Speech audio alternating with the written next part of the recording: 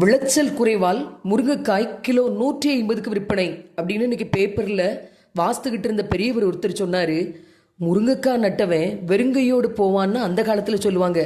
ஆனால் இப்போ யாருக்கிட்ட நிறைய முருங்கைக்காய் விளைஞ்சிருக்கோ அவன் தான் பணத்தை மூட்டை மூட்டையாக அள்ளிட்டு வரான் அப்படின்னு சொன்னார். இது விளைச்சலுக்கோ லாபத்துக்கோ சொல்லப்பட்ட வார்த்தை இல்லை. முருங்கைக்காய் நட்டவன் வெறுங்கையோடு போவான்னா வயதான காலத்தில் கம்பு ஊனி நடக்கணும்னு அவசியம் இல்லாமல் கையை வீசிக்கிட்டு சுறுசுறுப்பாக ஆரோக்கியமாக நடப்பான் அப்படிங்கிறதுக்காக சொல்லப்பட்ட வார்த்தை.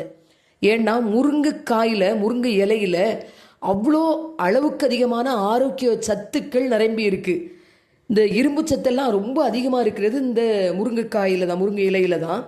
ஹீமோக்ளோபின் ரொம்ப கம்மியாக இருக்குது அப்படின்னு சொல்கிறவங்க இந்த முருங்கை இலையை அந்த தண்டோடு எடுத்து சின்ன வெங்காயம், நல்ல மிளகு, சீரகம் போட்டு சூப் வச்சு குடித்தா இன்னும் நல்ல இரும்பு சத்து, ஹீமோக்ளோபின்லாம் அதிகரிக்கும்.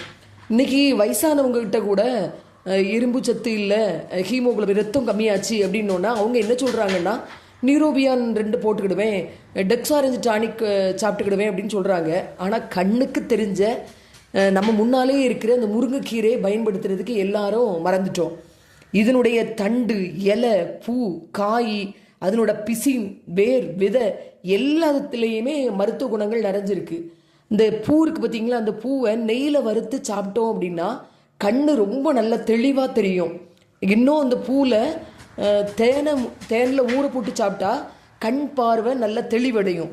இப்படி நிறைய ஆரோக்கியம் உள்ள இந்த முருங்கை இலையை கட்டாயமாக பயன்படுத்துங்க. நம்ம பிள்ளைகளுக்கு சூப்பு மாதிரி வச்சு கொடுங்க.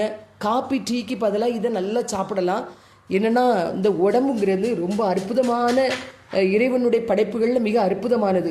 உடம்பு தான் கோயில் அப்படின்னு சொல்லுவோம். அதனால இந்த உடம்பை ஆரோக்கியமாக வச்சுக்கிட்டோம் அப்படின்னா நம்ம செல்ல வேண்டிய இலக்கை, நாம் அடைய வேண்டிய இலக்கை அடைவதற்கு ரொம்ப உதவியாக இருக்கும்.